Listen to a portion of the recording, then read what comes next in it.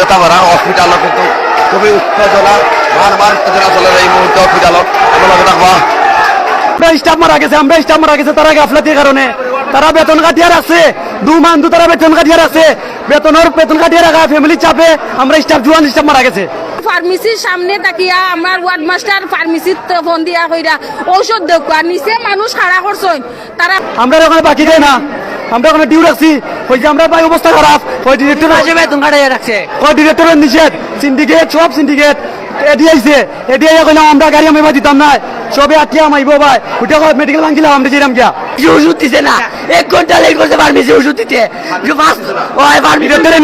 ডিরেক্টরের নিষেধ, আমরা ডিরেক্টর চাই না, ডিরেক্টরে আমরা স্টাফে ফেসিলিটি দিত না, আমরা এই ডিরেক্টর চাই না।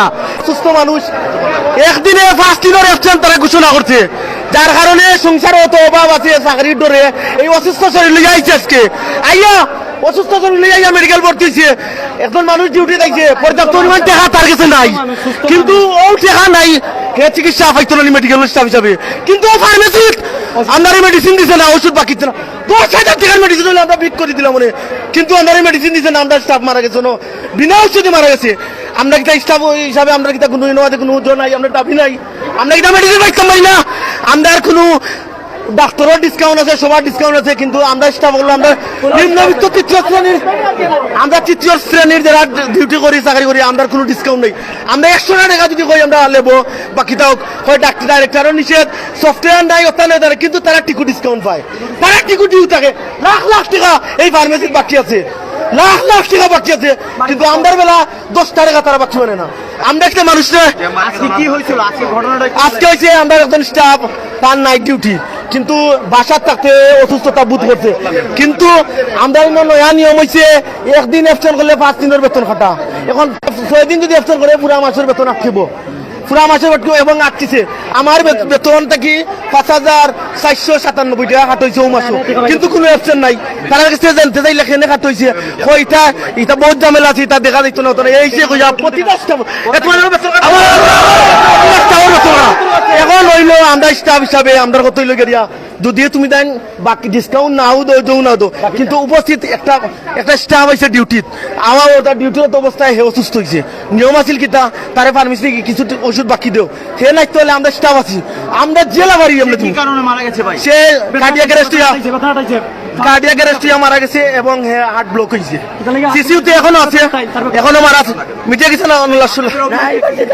আমরা অভিযোগ হইল কি এই ফার্মেসি থেকে মেডিসিন বাকি দিছে না, যার কারণে আমরা অত লোকের আমরা খেলে আমরা স্টাফ হিসাবে আমরা অনেক দাবি আছে যেগুলো আমরা মানে পাই না। আমরা ভাই আস্তা কোন যাইব ভাই, মেডিসিনটা দিলাও করবো, আমি কল দেই, ডাক্তারে কল দিছে, ডাক্তারে পারমিশন দিছে। আপনি কি বাকিতে ওষুধ নিতে চাচ্ছিলেন?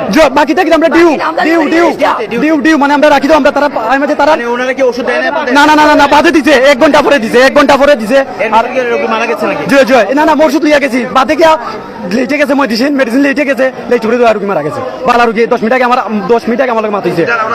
ও অসুস্থ শরীর লইয়া তাই, কিন্তু আজকে সারাদিন তাই কইছেন তানোর অসুস্থ, তাই ডিউটি তাইছেন, আওয়ার পরে তাই উফরে গেছেন, কাপড় চেঞ্জ করছেন করিয়া অক্সিজেন তাইছেন, আওয়ার পরে তাইনোর বেদনাটা খুব বেশি ধরছে, 2 হাতে সিলিন্ডার লইয়া উঠছেন, উঠিয়া ফার্মেসিত কইছেন ভাই আমি উফরে যাইরাম, উফরে থাকি আমি ঔষধের টেকা লইয়ালাম, আমার অত্যন্ত একটু ঔষধ দেও, আমি আজকাল ঔষধ খাইছি না, আমার বেদনা করে দিয়া। ও ফার্মেসির থাকি তান্ডে কোনো ঔষধ দেওয়া হয়েছে না দিয়া তাই 2টা সিলিন্ডার এত করে লইয়া লিফটের সামনে আমি নামছি, আমার করে আফা আমার খুব বেশি বেদনা হচ্ছে। তারা 2জন আসছিল, আসার পরে আমাদের ফার্মেসি বলছে ভাই ওষুধটা দেন, লাগলে ডিউ রাখেন, তারপরে আমরা দেখবো, আগে আমাদের বাইকে বাঁচান, আমাদের স্টাফকে বাঁচান, তারপরে আমরা টাকা লাগলে টাকা দেওয়া হবে। তারপর ওরা কথা শুনে না শুনে ওরা বলছে ডিরেক্টর নির্দেশ ওষুধ দেওয়া যাবে না। আমরা বলছি ভাই আমাদের স্টাফ আগে ওষুধ দেন, পরে গেছি গিয়া ডাক্তারদের গিয়ে কল দোয়াইছি, ডাক্তারদের গিয়ে কল দোয়াইয়া তারপর আমরা আবার আসছি, আসার পরে ওয়ার্ড মাস্টারও কল দিছে, তারপরে ওষুধ দেয় নাই ওরা, না দেওয়ার কারণে আমাদের স্টাফ আজ মারা যায়। এই ড্রেসটা পরি আমরা বাসা থেকে বানাই আনতে হয়, আমরা কোনো ড্রেস নাই, আমরা কোনো ছুটি নাই।